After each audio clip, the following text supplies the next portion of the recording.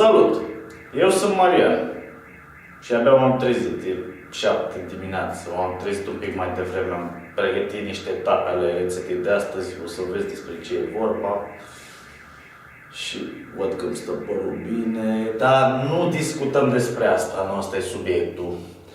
Bine ai venit pe canalul de YouTube Spice Up, locul în care îți arătăm cum să pregătești mâncare delicioasă, cel puțin pentru mine.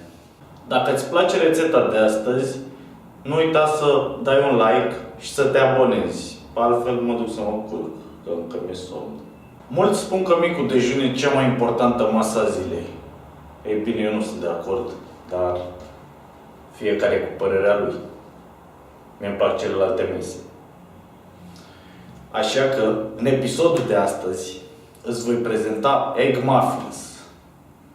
Adică, dacă nu știi ce sunt, le se mai zice și brioche aperitiv, brioche, să rămână brioche, egg muffins, cum prefer tu, eu prefer egg muffins și sunt fără făină.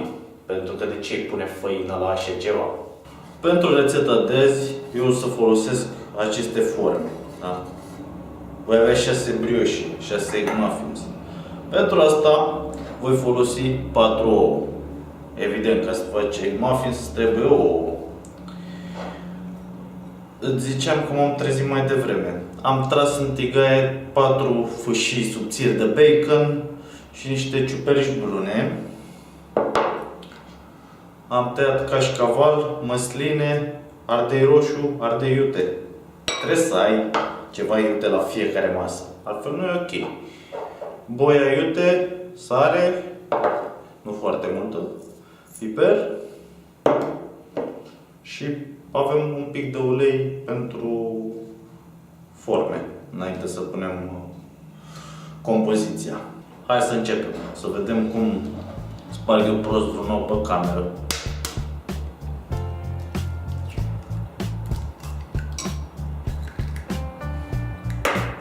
Prima a fost cu noroc, l-am spart. Așa, acum ouăle trebuie amestecate, bătute. Ok, să adăugăm niște sare, nu foarte multă, boia iute, bacon și ciuperci. Da, le tragi în tigaie un pic înainte, separat, împreună.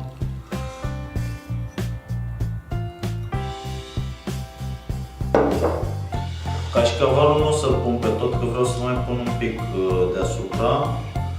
Și ardei roșu nu o să vreau să pun chiar la toate, măsline, niște ardei iute, trebuie.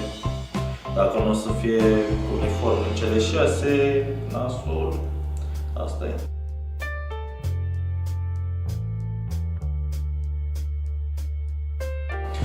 Așa, acum să vedem cum o să dau eu cu ulei pe masă. Probabil nu o să nimeresc doar tava.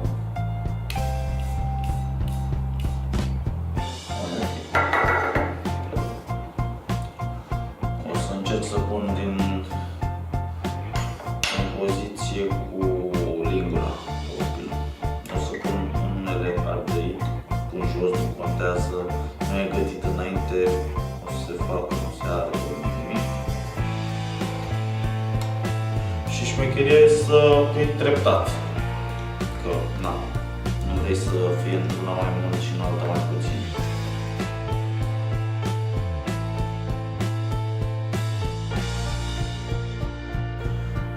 Acum o să băgăm la cuptor pentru 10 minute, cam așa, până sunt gata. E ușor să-ți dai seama, nu e nimic complicat.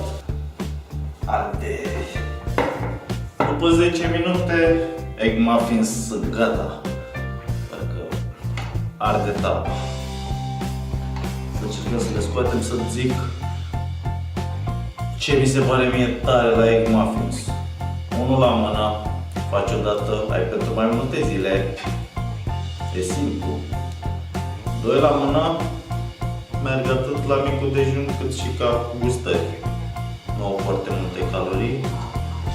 Să văd cum o să le scot.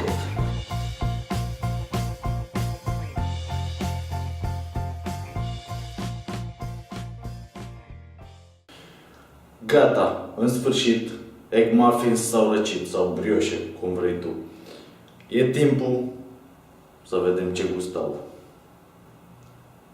Chiar sunt curios dacă am nimerit.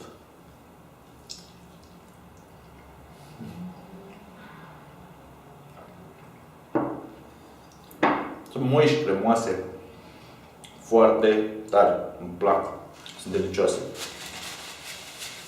Trebuie să încerci rețeta, nu o să îți pară rău deloc.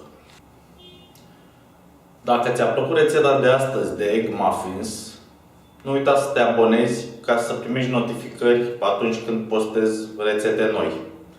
Dar am o curiozitate, dacă ai ajuns până aici.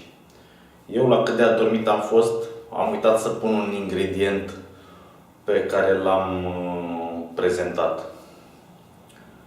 Dacă știi care e, lasă-mi un coment să văd că nu ai fost la fel de adormit ca și mine.